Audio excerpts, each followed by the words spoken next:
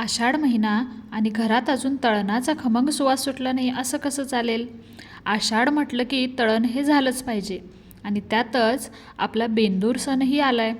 सण कोणताही असो, गोडधोड झाल्याशिवाय सणाची मजाच येत नाही, हो ना? पण बऱ्याचदा आषाढ विशेष गुळाच्या कापण्या करताना इतक्याच आंबट होतात की खाताना दातच दुखून जातात, किंवा काही जणींचं तेलही खराब होतं आणि कापण्यात तेलात विरघळतात. तर आज आपण अगदी योग्य अचूक प्रमाणासहित या कापण्या कशा बनवायच्या ते पाहूयात. चला तर मग सगळ्यात आधी काय करायचं, तर इथे आपण 1 वाटी चिरलेला गूळ घेतलेला आहे आणि तो विरघळण्यासाठी 1 वाटी थंड पाणी घेतलं आहे. तुम्ही स्वयंपाकाची दुसरी तयारी करेपर्यंत अर्धा 1 तास हा गूळ पाण्यात असाच राहू द्या. अधूनमधून चमच्याने ढवळलं की गूळ छान विरघळतो आणि गॅसवर गरम न केल्यामुळे गुळाचा पाक बनण्याचा धोका टळतो, ज्यामुळे कापण्यात थंड झाल्यावरही कडक न होता अगदी तोंडात टाकताच विरघळतात. इकडे एका मोठ्या परातीमध्ये 3 वाट्या गव्हाचं पीठ आणि अर्धी वाटी बेसन काढून घ्या. हे पीठ मळण्यासाठी आपल्याला लागणार आहे 1 पळी चांगलं धूर निघेपर्यंत कडकडीत तापलेलं तेल. हे मोहन आता पिठावर ओता. बघा, पिठावर कसा छान फेस आला पाहिजे. सुरुवातीला थोडंसं चमच्याने हलवून मिक्स करा. त्यानंतर या पिठामध्येच आपल्याला 1 चिमूटभर मीठही घालायचं आहे. गोड पदार्थात मीठ घातल्याने गुळाचा गोडवा छान खुलून येतो. त्याचसोबत थोडीशी सुंठ पावडर आणि बडीशेप, हे सर्व सुके जिन्नस हाताने एकजीव करून घ्यायचे. एव्हा ना तेलसुद्धा थोडं कोमट झालं असेल. आता करायचं काय, हे पीठ दोन्ही हातांच्या तळव्यावर घेऊन तेल पिठाच्या प्रत्येक कणाकणाला व्यवस्थित चोळून लावायचं. पिठाचा कोणताही भाग सुका राहता कामा नये.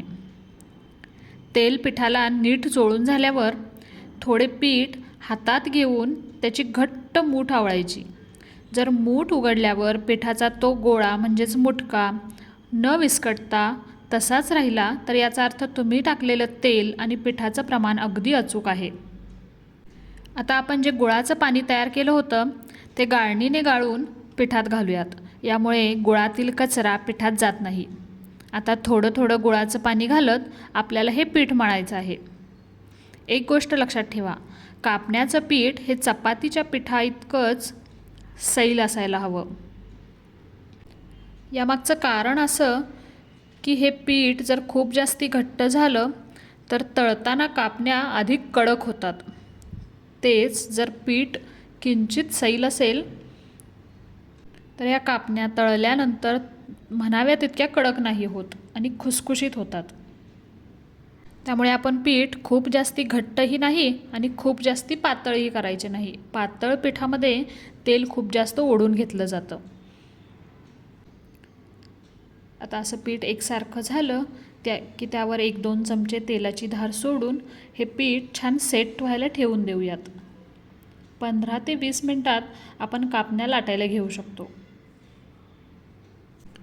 पीठ छान सेट झालं की कापण्या बनवण्यासाठी पुन्हा एकदा हे पीठ एकजीव करून घ्यायचं आणि त्यामधून एक मध्यम आकाराचा म्हणजे चपातीला घेतो तेवढा किंवा त्यापेक्षा थोडासा मोठा गोळा तोडून हातावर छान गोल गोल पेढा करून घ्या. आता या गोळ्याला वरून पीठ लावायची अजिबात गरज पडत नाही. तुम्हाला अगदीच वाटलं तर थोडासा तेलाचा हात वर खाली पिठाच्या गोळ्याला लावून घेऊ शकता. आणि हो, ही पोळी लाटताना फार पातळ लाटू नका. जर ती तुम्ही चपातीसारखी पातळ केली तर तळल्यावर कापण्या पापडासारख्या कडक होतात आणि बिस्किटासारख्या खुसखुशीत नाही लागणार. आणि समजा तुम्ही जर ती फार जाड ठेवली तर कापण्या तेलात वरून लाल होतील पण आतून अगदी मऊ आणि कच्च्या राहतील. म्हणून आपण पराठा लाटतो ना, अगदी तशीच मध्यम जाडीची पोळी लाटून घ्यायची. आता पोळी छान लाटून झाली की एक धारदार सुरी घ्यायची आणि या पोळीवरती साधारण पाऊण इंचाच्या अंतरावर उभ्या आणि सरळ पट्ट्या कापून घ्या. त्यानंतर सुरी थोडीशी तिरपी किंवा पोळपाट थोडंसं तिरपं करून पुन्हा आडवे काप द्या. थोडक्यात काय तर आपल्याला काजू कतलीसारखा आकार द्यायचा आहे. तुमच्या आवडीनुसार ही पोळी लाटताना तुम्ही त्यात वरून आणि खालून खसखसही टाकू शकता. तर एकदा का अशा कापण्या तयार झाल्या की त्या तळायला घ्यायच्या. कढईमध्ये तेल मध्यम गरम करायचं. तेल जर जास्त कडक असेल तर कापण्या बाहेरून लगेचच लाल होतील आणि आतून कच्च्या राहतील. गॅस अगदी मध्यम ते मंद आचेवर ठेवा. कापण्या तेलात सोडल्यावर लगेचच चमचा किंवा झारा लावू नका. त्या स्वतःहून हलक्या होऊन वर आल्या की मग हळूच पलटी करा. दोन्ही बाजूंनी छान तांबूस सोनेरी रंग येईपर्यंत कापण्या तळून घ्या. एकतर गुळामुळे कापण्यांना खूप सुंदर रंग येतो. आणि हो, ज्या रंगावरती कापण्या आपण तेलातून बाहेर काढतो त्या बाहेर काढल्यानंतर तो रंग किंचित डार्क होतो. त्यामुळे कापण्या बाहेर काढताना रंगाकडे विशेष लक्ष असू द्या. पाहताय ना, अगदी बोलता बोलता कोणतीही कटकट न करता तयार झालेत आपल्या आषाढ आणि बेंदूर विशेष बिस्किटासारख्या खुसखुशीत गुळाच्या कापण्या. आपण थंड पाण्यात गूळ विरघळवला आणि तेलाचं कडकडीत मोहन घातलं. त्यामुळे या कापण्यांना अगदी सुंदर लेयर्स येतात. त्या अजिबात तेलकट होत नाही. कापण्या पूर्णपणे थंड झाल्यावर एका हवाबंद डब्यात भरून अगदी महिनाभरसुद्धा या कापण्या अशाच बिस्किटासारख्या खुसखुशीत राहतात. अजिबात मऊ पडत नाहीत. बिस्किटासाठी एक पर्याय, लहान मुलांना आवडीने खाण्यासारखा पदार्थ म्हणून या आषाढात ही रेसिपी नक्की करून पहा. आणि हो, मी आजच्या रेसिपी व्हिडिओमध्ये सांगितलेल्या कोणत्या कोणत्या टिप्स तुम्हाला आवडल्या, तुम्ही कोणत्या ऑलरेडी फॉलो करता किंवा तुमच्याही काही टिप्स असतील तर मला कमेंट बॉक्समध्ये सांगायला विसरू नका. आणि बरं का, तुमच्या कापण्या कशा बनल्या हेही मला कळवा.